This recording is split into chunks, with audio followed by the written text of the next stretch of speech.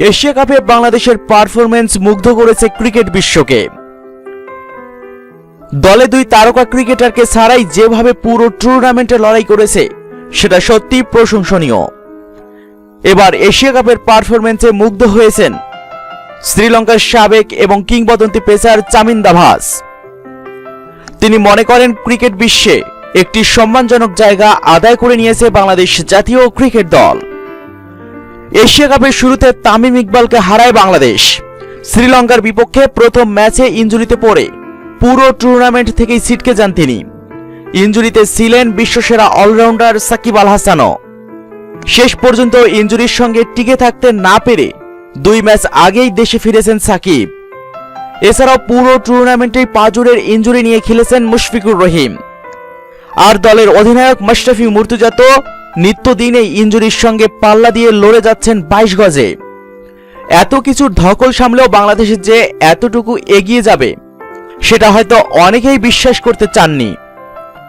তবে পুরো টুর্নামেন্টে নিজেদের সেরাটা দিয়ে লড়েছে বাংলাদেশ জাতীয় ক্রিকেট দল। ফাইনালে ভারতের কাছে শেষ বলে হেরে গেছে টাইগাররা। দলের ক্রিকেটারদের এমন ডেডিকেশন দেখে মুগ্ধ হয়েছেন ক্রিকেট বিশ্বের অনেকেই। এবার এশিয়া কাপে বাংলাদেশের পারফরম্যান্স নিয়ে কথা বলেছেন 2003 সালে বাংলাদেশের ব্যাটিং লাইনআপে ধস নামিয়ে দেয়া সেই চামিন্দা ভাস। খুব কাছ থেকেই দেখেছেন টাইগারদের পারফরম্যান্স, অন্যান্যদের মতো মুগ্ধ করেছে তাকেও। বাংলাদেশের জনপ্রিয় দৈনিক প্রথম আলোকে দেয়া এক সাক্ষাৎকারে জানিয়েছেন ক্রিকেট বিশ্বে একটা সম্মানজনক জায়গা তৈরি করে নিয়েছে বাংলাদেশ জাতীয় ক্রিকেট দল। তিনি বলেন, দুর্দান্ত। আসলে বাংলাদেশ গত 10 থেকে 12 বছরে সবচেয়ে বেশি উন্নতি করেছে।